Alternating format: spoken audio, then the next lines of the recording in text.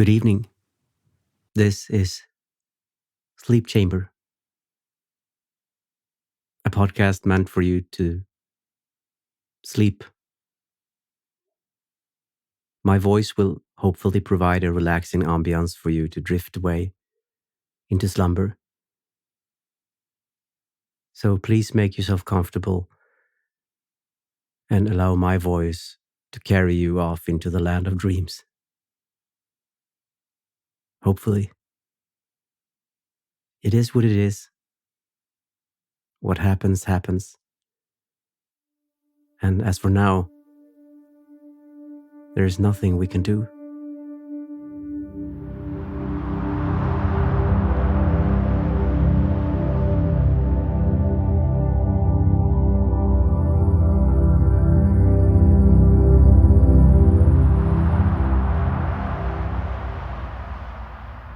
My grandmother used to tell me a story when I was about to fall asleep. The story went, it was always her dream to travel the world. She had saved up for years, and finally she was ready to set off on her great adventure. She started in China, and it was there that she met a kind lion named Robert. Robert was a big, friendly lion, and he quickly became her tour guide and protector as she traveled through China. He showed her all the best sights and made sure she was always safe. She quickly fell in love with him and they became inseparable. Together, they traveled to all sorts of amazing places and had more adventures than she could have ever imagined. It was the best time of her life. And she knew that as long as she had Robert by her side, she could conquer the world. Eventually, they made their way back to China and settled down there. They built a life together and were happy for many years. Even though she never got to travel the world again, she was content knowing that she had experienced it all with the love of her life, Robert the lion. I remember my grandma telling me that Robert the lion was a metaphor. But she never told me what he was a metaphor for. A metaphor is a figure of speech in which one thing is described as another, or more abstract thing. In other words, a metaphor is a way of describing something by using a word or phrase that is not literally true, but which still evokes a strong image or feeling. For example, if someone says Robert is a lion, they are not literally saying that Robert is a big, furry animal with a mane and a tail. Instead, they are using the image of a lion to describe some aspect of Robert's personality. Perhaps they mean that he is brave, or fierce, or perhaps they simply think he looks like a lion.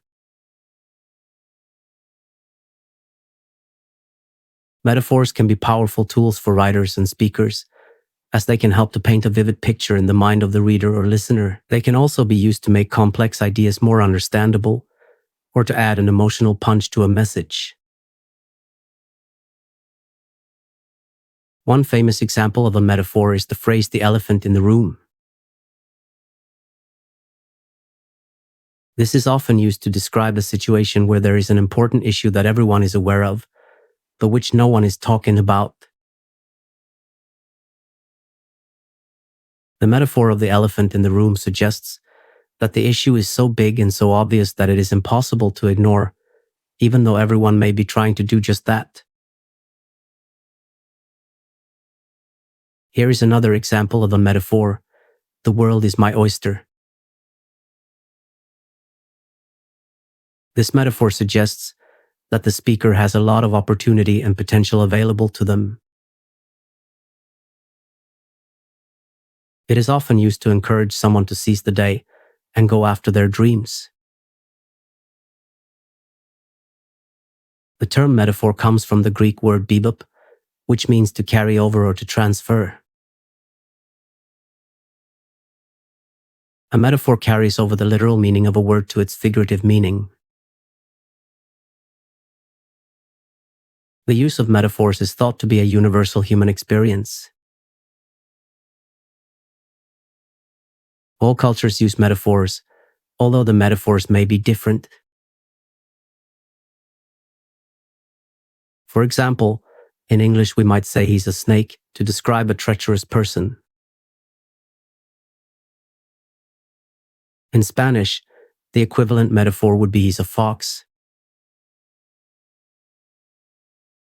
Metaphors are often used in language to express complex ideas or concepts in a simple way.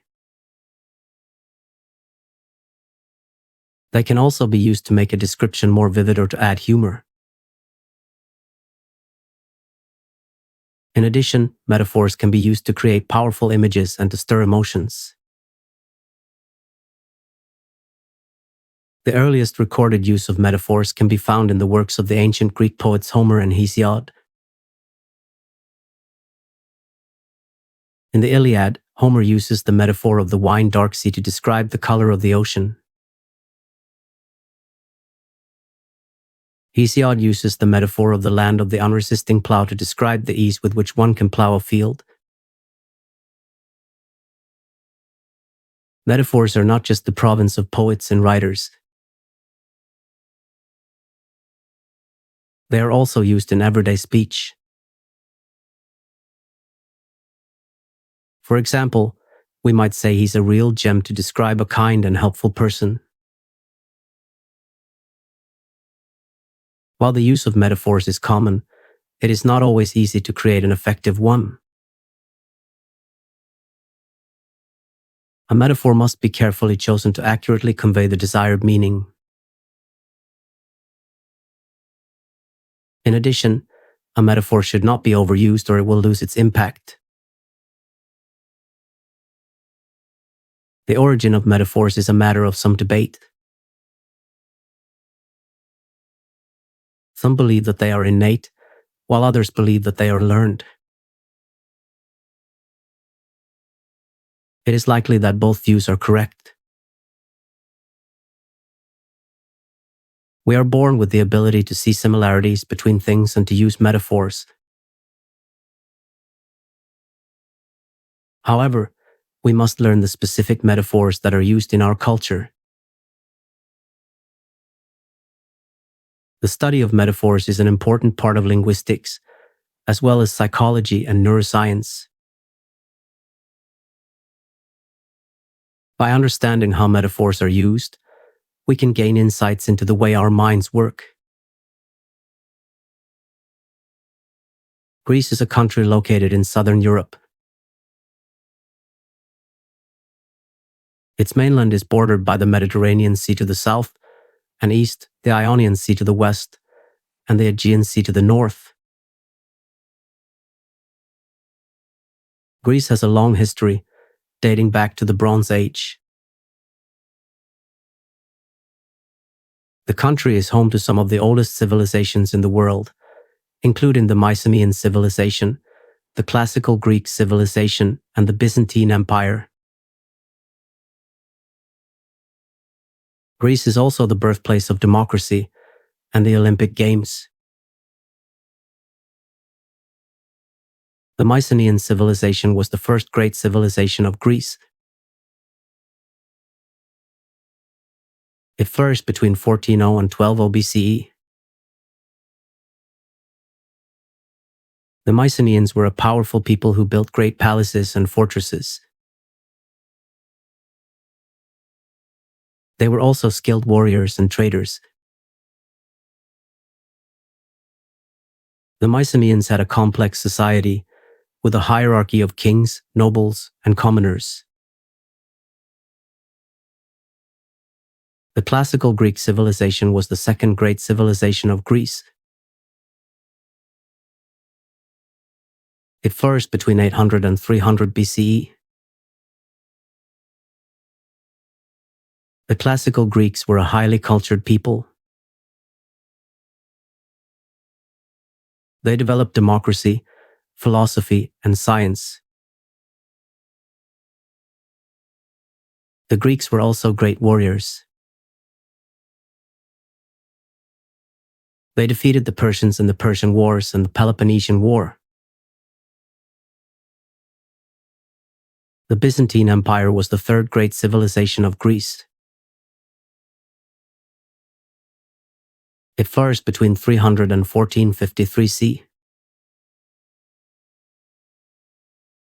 The Byzantine Empire was the largest and most powerful Christian empire in the world. The Byzantines developed a rich culture, with a highly centralized government, elaborate ceremonies, and beautiful art.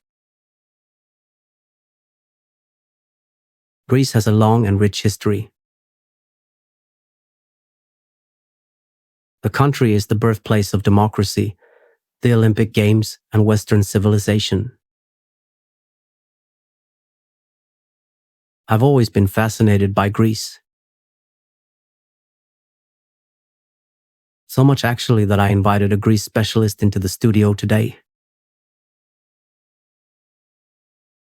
Welcome, Mary. So Mary, tell me a little bit about your background. I was born and raised in Greece. I've always been interested in history, and my family is from Athens originally. I've been studying Greek history since I was a child. What made you decide to become a historian?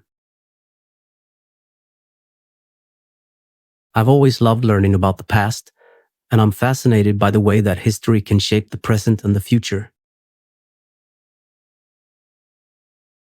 I want to understand the world we live in and how it came to be. And what do you think is the most important thing that history can teach us? I think history can teach us a lot about ourselves. It can show us who we are and where we came from. It can also teach us about other cultures and how they've interacted with each other over time. Do you think that studying history is important for understanding the present? Absolutely. I think it's essential for understanding the world we live in today. Without understanding where we came from, it's difficult to understand where we're going. What do you think is the most challenging thing about being a historian? I think the most challenging thing is trying to piece together the past from the available evidence. Sometimes there are gaps in the historical record, and it can be difficult to fill in those gaps. But I imagine it can also be quite rewarding to solve those puzzles. Yes, it can be. It's always exciting to find a new piece of evidence that helps to fill in a gap in the story. So, what are you working on at the moment? I'm currently working on a project about the history of Greece during the Roman Empire. I'm particularly interested in the way that the Roman Empire interacted with Greece and how that shaped the development of Greek culture. That sounds like a really interesting project. I'm sure you've learned a lot already. Yes, I have. It's been a great opportunity to deepen my understanding of Greek history. Well, I think we've covered a lot of ground today. Thank you so much for your time, Mary. Thank you, Henrik. It's been a pleasure. Like I said, I've always been interested in Greece. On my birthday, I decided to go to Greece by myself.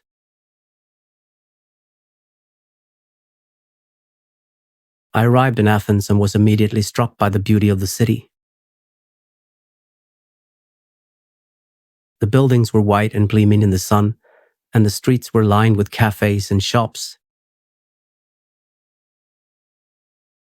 I wandered around for a while, taking in the sights and sounds of the city. I stopped at a cafe for lunch and watched the people go by. After lunch, I walked to the Acropolis and explored the ancient ruins. The view from the top was incredible, and I could see for miles. I spent the rest of the afternoon wandering around the city, and then I went back to my hotel and rested. The next day, I rented a car and drove to the island of Mykonos. The drive was beautiful, and the island was even more stunning. I spent the day lounging on the beach and exploring the town. In the evening, I went to a bar and had some drinks with some new friends I met. I spent the next few days exploring different islands and cities. I went to Santorini and saw the beautiful blue waters. I went to Delphi and saw the ancient ruins. I even took a boat ride to a nearby island. I had an incredible time in Greece, and I'm so glad I decided to go there for my birthday. After Greece, I actually went to Croatia. After Greece, I decided to travel to Croatia by myself. I'd always wanted to go sailing, and Croatia seemed like the perfect place to do it. I found a reputable company that offered sailing trips and booked myself on one.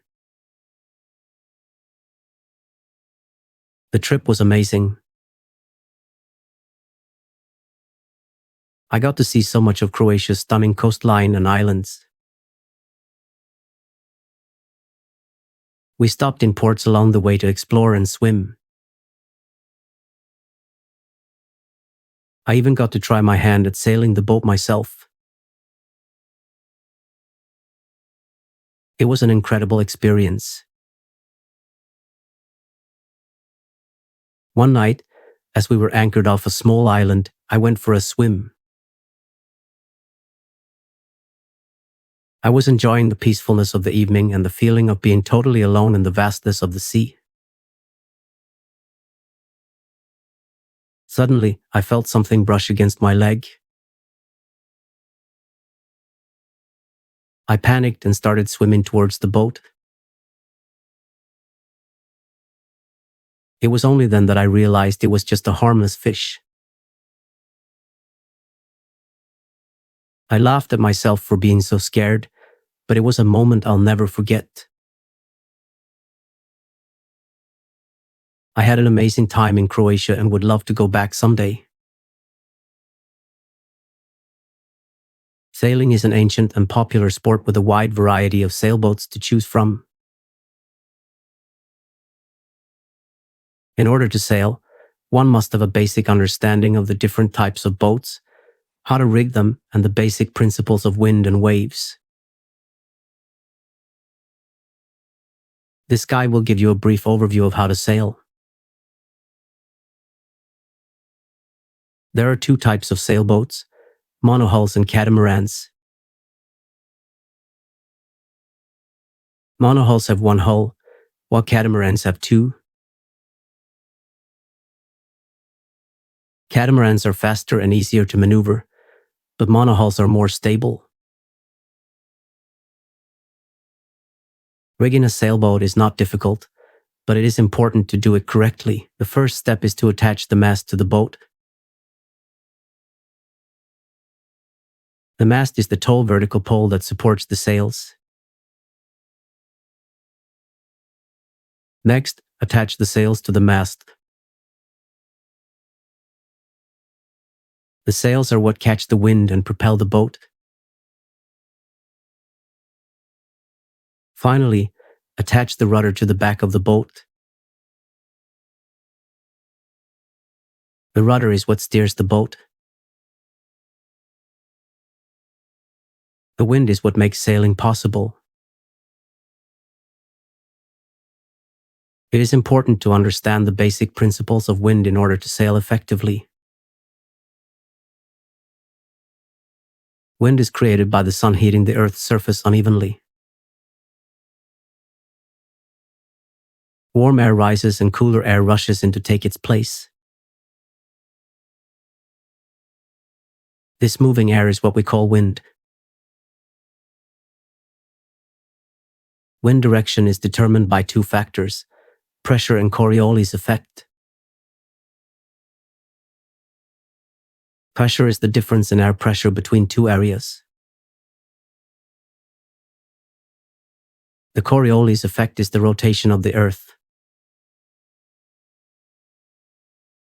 Together, these two factors determine which way the wind will blow. Waves are created by the wind blowing over the surface of the water. The size and shape of the waves depend on the wind speed and the fetch. Fetch is the distance the wind has blown over the water without obstruction. Sailing is a fun and rewarding sport. With a little practice, anyone can learn to sail. Sailing is one of the most relaxing and enjoyable activities that someone can do.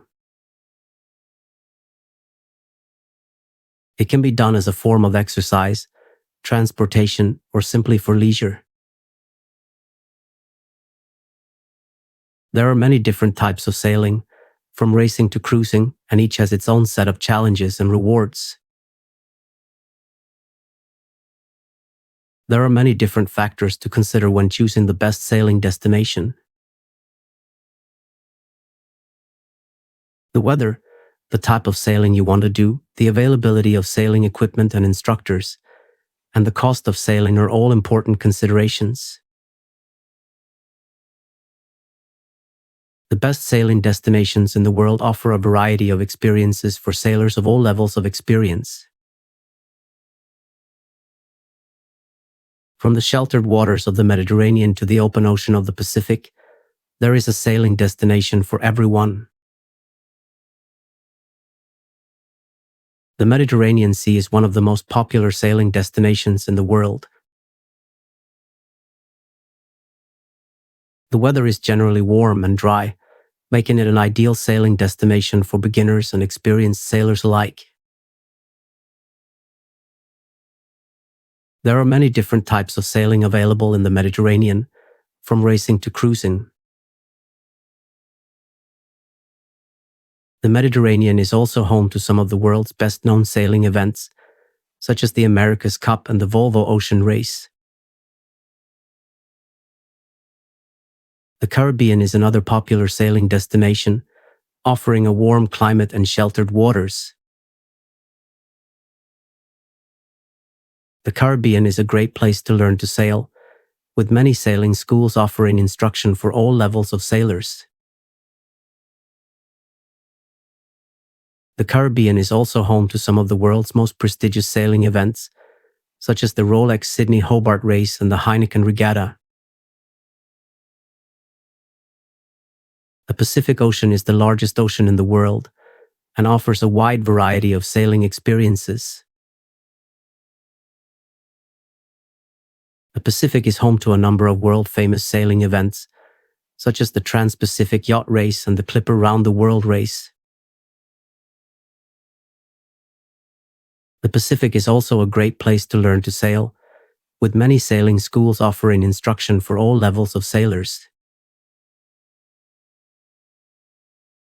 No matter what your level of experience or sailing goals, there is a sailing destination for you. With so many different sailing destinations around the world, it's easy to find the perfect place to suit your needs.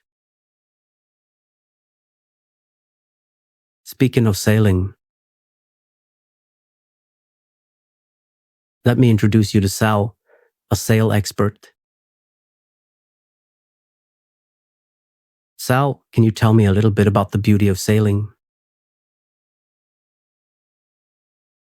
There's something about being out on the open water, feeling the wind in your sails and the sun on your face. It's a feeling of freedom and peace that's hard to find anywhere else. I can imagine. It sounds like a very calming experience. It can be. But it can also be exhilarating. There's nothing quite like the feeling of the wind in your hair as you race across the water. That does sound exciting. I'm not sure if I'm ready for that kind of adventure just yet. That's perfectly understandable. Sailing isn't for everyone. But I think if you give it a try, you might just find that you love it. I'm definitely willing to give it a try. How do I get started? Well, the first step is finding a good sailing school. They'll be able to teach you the basics and help you get started on your sailing journey. That sounds great. I'll definitely look into that. Thank you for your time, Sal. You're welcome, Henrik. I hope you enjoy sailing as much as I do. I'm sure I will. It's really the best way to see the world. You'll never forget the places you see or the people you meet while sailing. That sounds amazing. I can't wait to get started. Neither can I. Thank you, Sal. Sailing sounds so exciting. But I need to confess something. I'm kind of freaked out about fishes. Europe is home to a wide variety of fish, from the large and well-known to the small and obscure. Here are just a few of the different kinds of fish that can be found in European waters. The Atlantic salmon is one of the most popular fish in Europe. It is found in rivers and streams all across the continent and is a prized catch for many anglers. The salmon is known for its delicious taste and its healthy omega-3 fatty acids. The European eel is another common fish in Europe. It is found in rivers and lakes and is often used in traditional dishes. The eel is known for its slimy skin and its snake-like appearance. The common carp is a fish that is found in many different parts of Europe. It is a popular fish for many different reasons, including its tasty flesh and its hardy nature. The carp is also known for its ability to adapt to different environments, making it a popular choice for aquaculture. The pike is a large and popular fish that is found in many different European countries. It is a popular choice for many anglers, as it is a very strong and powerful fish. The pike is also known for its delicious taste and is often used in traditional European dishes. The herring is a small fish that is found in the waters around Europe. It is a popular choice for many different kinds of seafood and is also used in traditional dishes. The herring is known for its strong taste and its oily flesh. The trout is a popular fish that is found in many different parts of Europe. It is a popular choice for anglers, as it is a very strong and powerful fish. The trout is also known for its delicious taste and is often used in traditional European dishes. The mackerel is a small fish that is found in the waters around Europe. It is a popular choice for many different kinds of seafood and is also used in traditional dishes. The mackerel is known for its strong taste and its oily flesh. The cod is a large and popular fish that is found in many different European countries. It is a popular choice for many anglers, as it is a very strong and powerful fish.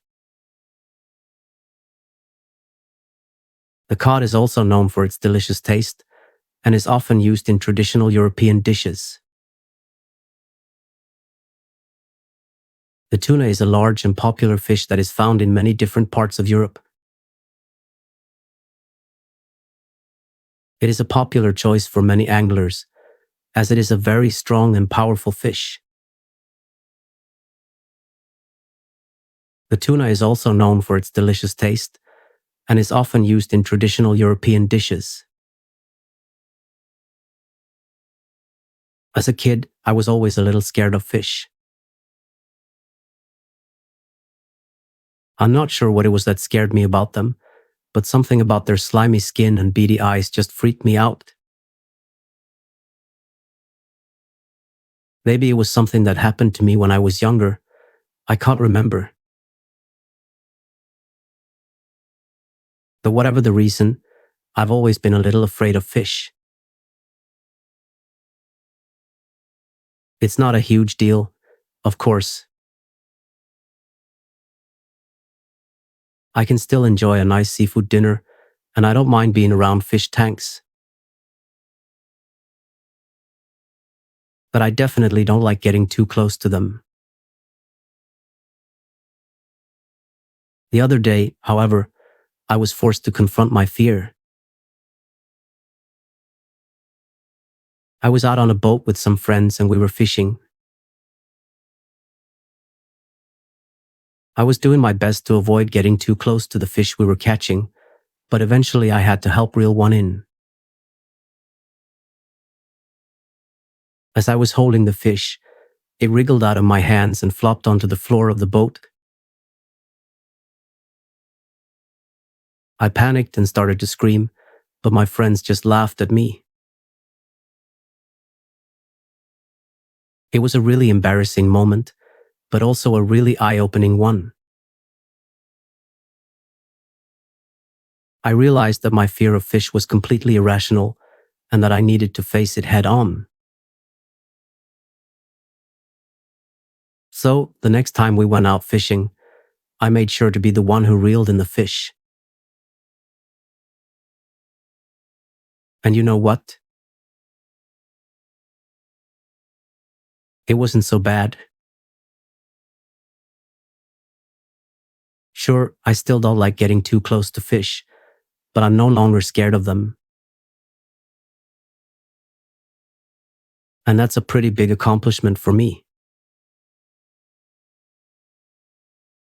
Most people would say that a strong friendship is one that is built on trust. In many ways, this is true. However, there is more to a strong friendship than simply trust. A strong friendship is also built on mutual respect, common interests, and a shared sense of humor. For example, take the friendship between two boys, John and Paul. John and Paul have been best friends since they were in diapers. They have never fought, and they always seem to know what the other is thinking. They share the same sense of humor, and they are always there for each other when they need each other. While trust is certainly a key ingredient in their friendship, it is not the only thing that keeps it strong. They also respect each other. They know that each of them has their own strengths and weaknesses, and they are comfortable enough with each other to be able to talk about them openly. They are also able to give each other constructive criticism when needed. Another important ingredient in their friendship is their common interests. They both love sports, and they are both competitive athletes. They also both love to read, and they often have long conversations about the books they are reading. They also enjoy spending time together outside of school, whether it is going to the movies or just hanging out at one of their houses. Lastly, their shared sense of humor is a big part of what makes their friendship so strong. They are always making each other laugh, and they are never afraid to be silly with each other. They understand that friendship is not always about being serious, and they enjoy just being able to relax and have fun with each other. All of these things combined make John and Paul's friendship one that is built on a strong foundation. They have been through a lot together, and they will continue to be there for each other no matter what. Their friendship is a true example of what it means to be best friends. A best friend is someone who you can rely on no matter what. They are always there for you when you need them, and they never judge you. You can tell them anything and they will never tell anyone else. They are also a great shoulder to cry on. Best friends are amazing people. They are always there for you no matter what. They never judge you, and they are always there to listen. You can tell them anything and they will never tell anyone else. They are also great shoulders to cry on. I have been lucky enough to have a best friend for over 10 years. We have been through everything together. We have laughed and cried together. We have supported each other through good times and bad. I would not be the person I am today without her.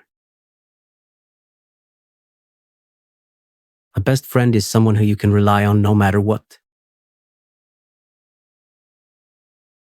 They are always there for you when you need them, and they never judge you. You can tell them anything and they will never tell anyone else. They are also a great shoulder to cry on. I am so grateful to have a best friend in my life.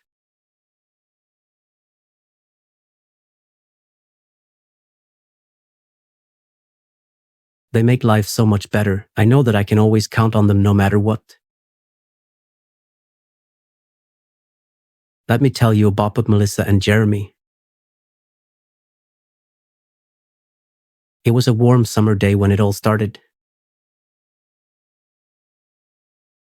The sun was shining and the birds were singing. All was right in the world. But then, out of nowhere, a water balloon came flying through the air and smashed right into Melissa's face. She was so angry, she could have sworn she saw steam coming out of her ears. She turned to see who had thrown it, and there he was. Her sworn enemy, Jeremy. They had been enemies since they were 5 years old, when they had gotten into a fight over who got to swing first on the swing set. It had been a fight that neither of them had ever backed down from. But now, as Melissa glared at Jeremy, she saw something different in his eyes.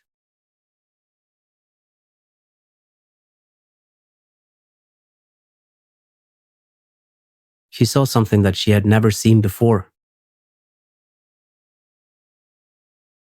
A look of pure terror. He was scared of her. It was then that Melissa realized something. She had never seen Jeremy as anything other than her enemy. She had never stopped to think about how he felt or what he was thinking. And she realized that she didn't want to be enemies with him anymore. She walked over to him and held out her hand. "Truce," she said. "Truce."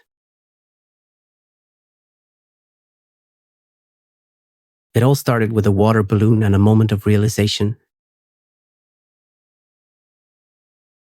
Now, they laugh about that day all the time. They tell the story to anyone who will listen, and they always finish by saying, "And that's how you know it's never too late to make a new friend."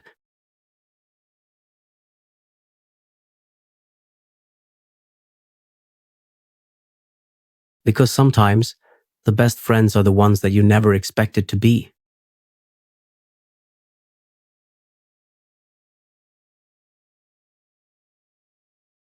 Melissa and Jeremy had been best friends since high school.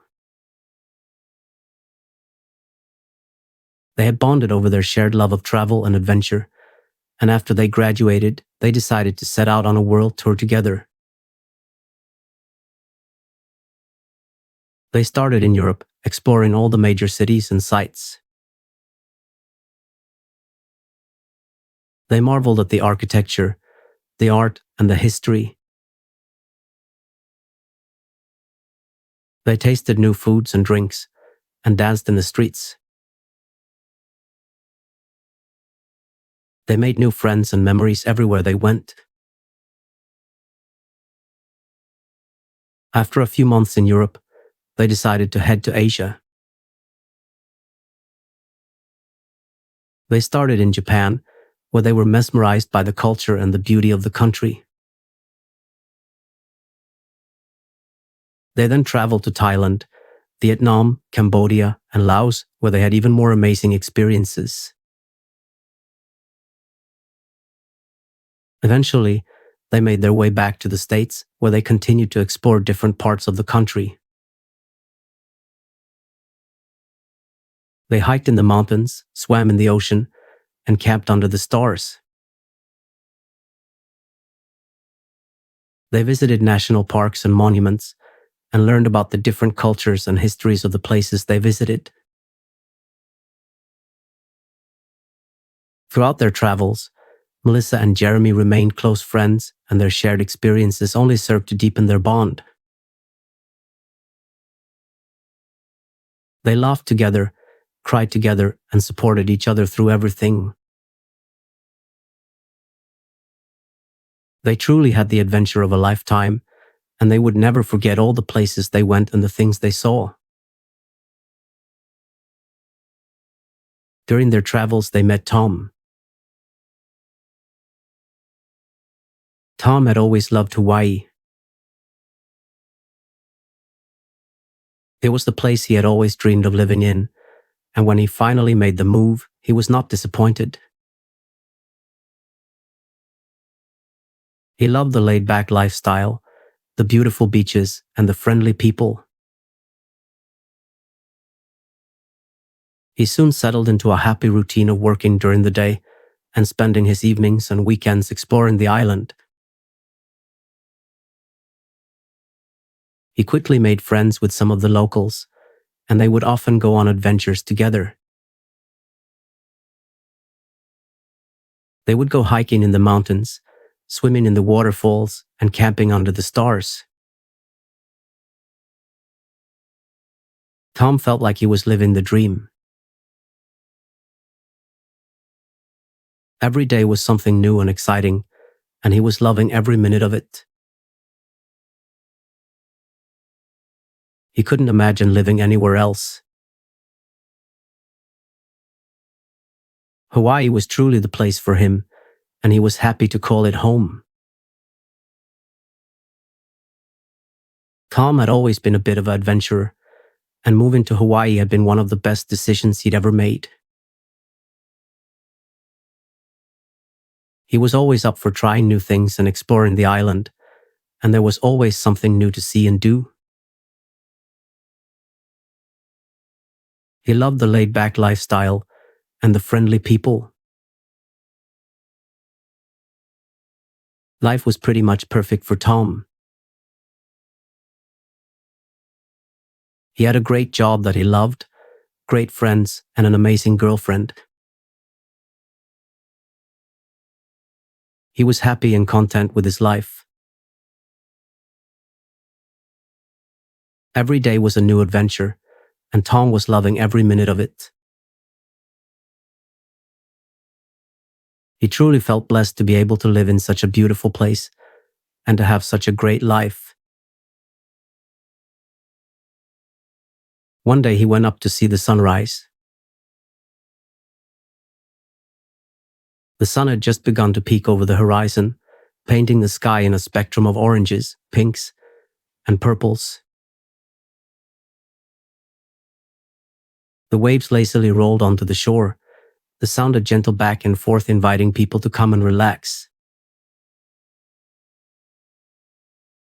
The sand was warm and welcoming, the salty air a refreshing change from the mainland. It was going to be a beautiful day. All around people were getting up and starting their day, some going for a swim, others getting breakfast at one of the many food trucks that lined the beach. There was a feeling of happiness and peace in the air, a feeling that made everyone smile. As the day went on, more and more people came to the beach. The sound of laughter and chatter filled the air, along with the smell of sunscreen and salty skin. The water was a perfect temperature, the sun providing just the right amount of warmth. It was the perfect day to be in Hawaii. Hawaii is a state located in the United States of America. Hawaii is composed of 8 main islands and is the only state in the US that is entirely composed of islands. Hawaii is the most recent state to join the Union and was admitted as the 50th state in 1959. Hawaii is known for its tropical climate and beautiful scenery. The state is home to many different cultures and is a popular tourist destination. Hawaii is also known for its unique history and traditions. The native Hawaiian culture is one of the most unique and interesting cultures in the world. The Hawaiian people have a rich history and tradition of living in harmony with nature. Hawaiian culture is based on the principle of respect for all living things. This respect is reflected in the way the Hawaiian people live their lives. Hawaiian culture is also known for its focus on family. Family is considered to be the most important thing in Hawaiian culture. Hawaiian families are typically large and extended. Family members are expected to help and support each other.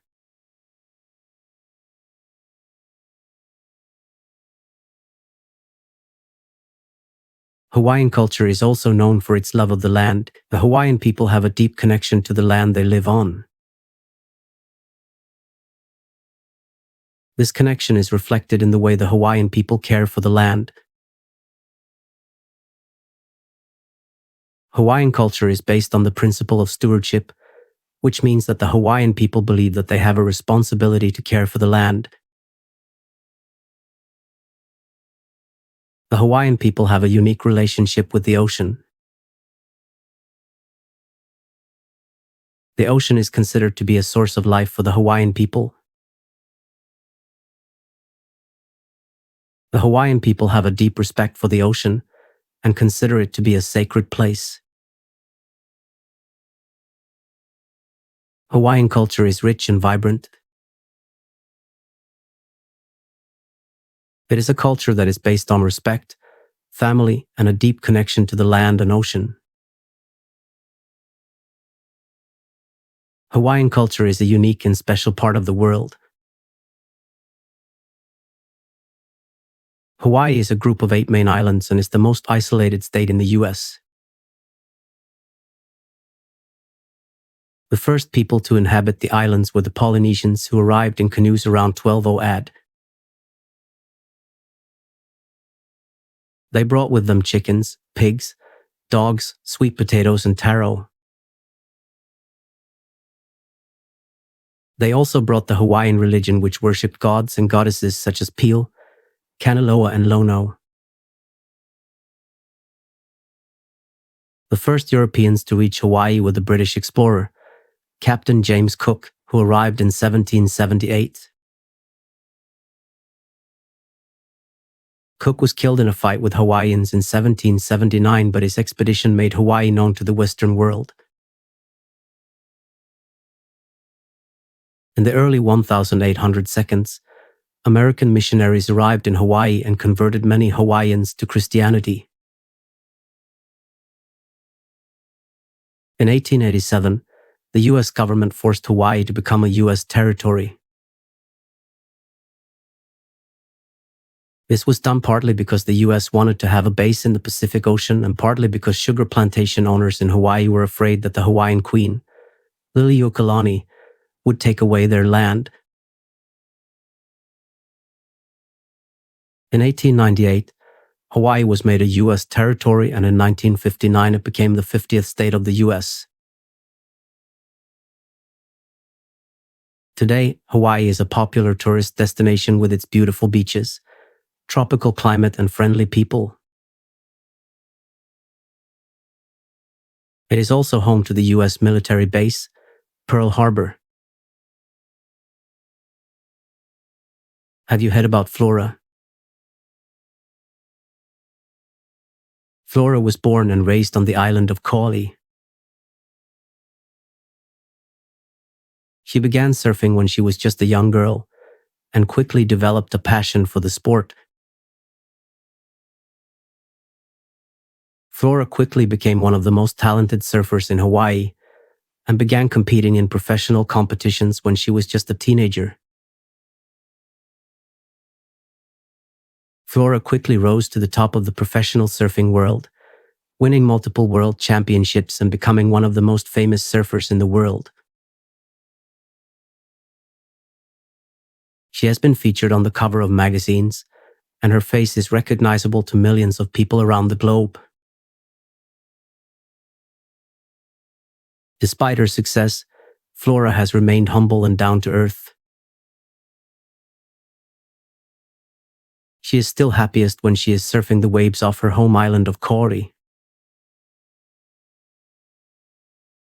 Flora's story is an inspiration to people all over the world, and she is proof that with hard work and dedication, anything is possible.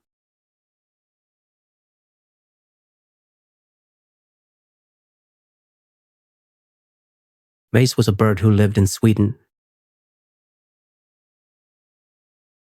One day, he decided to fly to Hawaii. On his way, he met a whale named Peter and a dolphin named Maya. They became friends and helped Mace on his journey. Mace had many adventures along the way and finally arrived in Hawaii. He was happy to be there and enjoyed the rest of his days with his new friends. Mace had always dreamed of flying to Hawaii. There was a place that he had always wanted to see. One day, he decided to make his dream a reality. He packed his bags and set off on his journey. Mace flew for days until he finally arrived in Hawaii. He was exhausted from his long journey, but he was also excited to finally be in Hawaii. He looked around and saw the beautiful beaches and the crystal clear water. He was happy to be there. Mace met a whale named Peter and a dolphin named Maya. They became friends and helped Mace on his journey. Mace had many adventures along the way and finally arrived in Hawaii.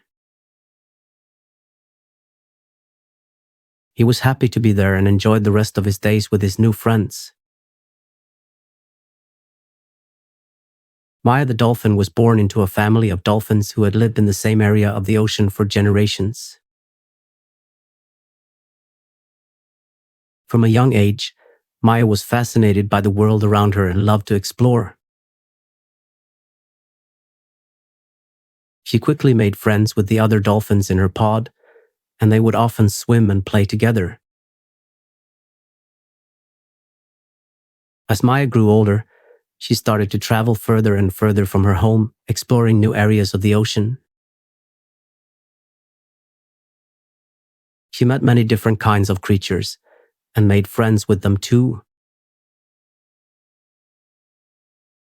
She even met a whale once who told her all about the different oceans and what it was like to live in them.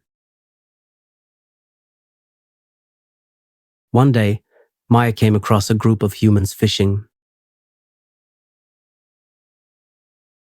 She had never seen humans before and was curious to know more about them. She swam close to them and watched as they caught fish in their nets. She was so fascinated by what they were doing that she didn't notice a net being thrown over her. Before she knew it, she was being pulled out of the water by the humans. She was terrified and tried to break free, but it was no use. The humans put her in a tank on their boat and started to take her back to their village. Maya was heartbroken to be separated from her family and friends, and terrified of what the humans might do to her. However, she was also curious about these strange creatures and their world. The humans were kind to her, and over time she started to trust them.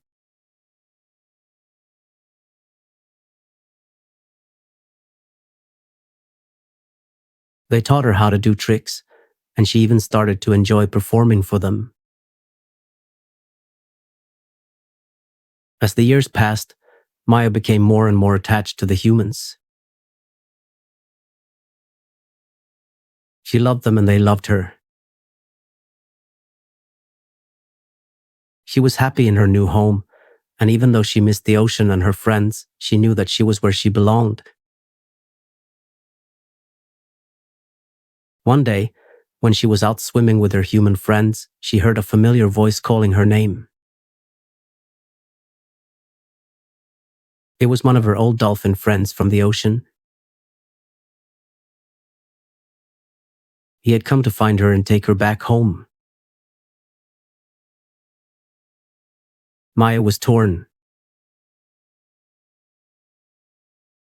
She didn't want to leave her human friends, but she also missed the ocean.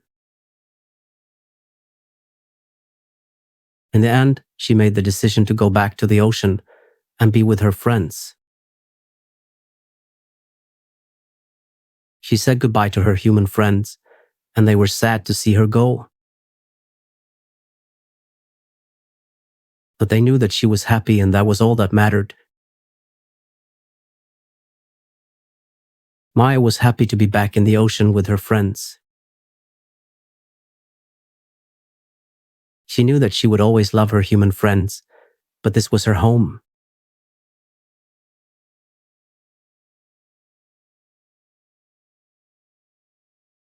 Let's also listen to Peter's story. Once upon a time, there was a whale called Peter who lived in the ocean with his friends. They would swim and play together all day, and it was the happiest time of their lives. Unfortunately, one day a group of humans came and captured Peter and his friends and took them away to a place called a zoo. The humans put them in a small tank and started to poke and prod at them. The other whales were terrified, but Peter remained calm and tried to reassure them that everything would be okay. He told them that he would find a way to escape and come back for them. And so, one night when the humans were asleep, Peter managed to escape from his tank. He swam back to the ocean and found his friends. They were so happy to see him, and they all swore to never be captured by the humans again.